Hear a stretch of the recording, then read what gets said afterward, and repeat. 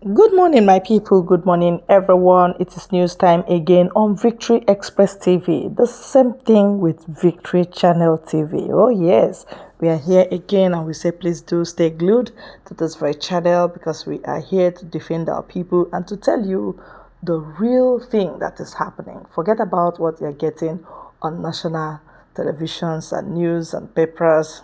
We are here to analyze it, okay? So that we'll be having safe landing. Yes. You know what? There are caucus in APC. They are now trying to expose the masquerade in Asorok. They are now not obeying what he's saying because they'll be like, where are you coming from? Are we not the one that brought you? You should do what we want. This Naira policy is not making them to smile at all because all the notes they dump in their dungeons, they are now useless. And this guy in mask is actually playing on the script of the late Buhari. The whole thing Buhari wrote down is what the mask guy is playing on. Right? That is why it looks like the character of Buhari is a script that he's playing. All right. So my people, you have to know that Gbajabiamila and Rufai, Ganduje, or Badaro Abi what, they will tell us why they are fighting the called Buhari. Huriwa is blasting them in this very news. Huriwa said a lot of things and it has been a mouth from Southeast again, trying to defend our people and expose what is going on in Asorok. Thank you very much as you follow to the end of the video and drop your comments. Thank you very much. Gbajabiamila, El-Rufai, Ganduje, Badaro, others should tell Nigerians why they are attacking Buhari. That's from Uriwa. Now, the Human Rights Writers Association of Nigeria, the civil rights advocacy group, on Friday wondered why Governors Nasir El-Rufai of Kaduna State, Abubakar Badaru of Jigawa, Abdullahi Ganduje Kano, Speaker of the House of Representatives, Femi Gbajabiamila, amongst other top-ranking members of the All Progressive Congress, are attacking the President, General Muhammadu Buhari, retired, over the Naira redesign policy. Uriwa, in a statement by its national coordinator, Comrade Emmanuel Aumbiko, said it is surreal that the governors and top echelons of the ruling party are the ones protesting that the Naira policy is meant to reduce the chances of APC winning the February 25 and March 11 general elections instead of supporting the policy of their own government. Uriwa urged the Department of State Services to immediately interrogate El-Rufai and Badaro for declaring old notes as acceptable in their states, in clear contravention of Buhari's declaration of Thursday. Uriwa said rather than rebel against President Muhammadu Buhari's irregular and prejudicial pronouncement, these governors could have filed a contempt charge against the Federal Attorney General and Minister of Justice. The group asked the APC governors and federal lawmakers, including Gbajabiamila and Ado Doguwa, why they are afraid of the police and if they are hiding billions of old 1,500 naira notes to buy votes. Of course, you will recall that 10 APC governors, including El-Rufai, Ganduje, Badaro, have sued the federal government at the Supreme Court over the deadline for the validity of 3 old banknotes. They insisted that the February 10 deadline be extended by 6 months or more after the 2023 general elections. Now, the Supreme Court last week affirmed that its February 8 order restraining the federal government and its agencies from enforcing the February 10 deadline for the use of old 200, 500, and 1,000 naira notes still subsisted. The Apex Court also barred FJ from implementing its demonetization policy and ending the cash swap policy on February 10, pending the hearing and determination of the plaintiff's or applicant's motion and notice for interlocutory injunction on February 22nd.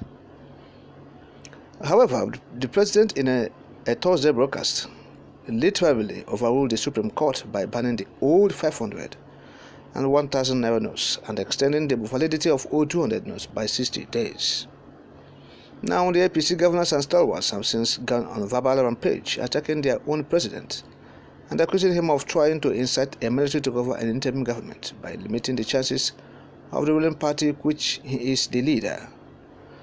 Huriwa's Omobiko wondered and said, I quote, APC governors owe Nigerians clear explanation why they are attacking President Muhammadu Buhari's decision on the redesigning of the Naira notes and why they think the policy is meant to reduce the chances of APC winning the election. Governors Ganduje of Kano, Rufia of Kaduna, and Bello of Kogi are amongst these APC governors, relying on their fallacy of fighting for the common man to attack the policy which in itself is not clinically executed by the Central Bank of Nigeria but done haphazardly. The DSS should immediately investigate the APC governors trying to cause chaos, especially Rufia and Badaru, who defiantly said Buhari's declaration does not matter and consequently ordered the residents of Kaduna and Jigawa to keep spending the banned notes, creating commotion at banks and riots in town. The two governors are threatening national security, considering that currency matter is on the exclusive list and the prerogative of the executive and the president. Are the APC governors hiding billions of old 1,000 naira notes meant to buy votes? This clarification is necessary because some, if not all, of the attacks by the APC governors on President Muhammadu Buhari sounds illogical and cheap thinking. End of quote. So, this is Comrade Emmanuel Ombiko. Wading into the currency crisis, rocking the contraption. Now we have seen it. The demonstration or even violent protests across the Federation, particularly the states where this is not acceptable by the governors. Yes, or not just the governors, but some elements. Like in Delta states, we have the deputy senate president who's from there. He's an APC stalwart and the governorship candidate for Delta state. And in Edo state, we have Adam Toshemole, who is there, an APC chieftain and deputy coordinator or Director General of Tinubu Shetima Campaign Council. So these are the states we are having problems as we're speaking now: Delta, Edo, and even Lagos state, where you have the governor as a stooge of the leader of the All Progressive Congress, talking about the presidential candidate of the party, as well as Ahmad Bola Tinubu. These are states where we're having violent crisis owing to this Naira redesigning policy and the scarcity, as the case may be. So, but what Ombiko is saying is this: that if Rufia, Badaru, Kogi State Governor, even Femi Gbajabiamila, who is also a crony of the APC presidential candidate Bola Tinubu, they are attacking the policy, they should have made case for printing of these new notes than asking the federal government to bring back the old 500 and 1,000 notes.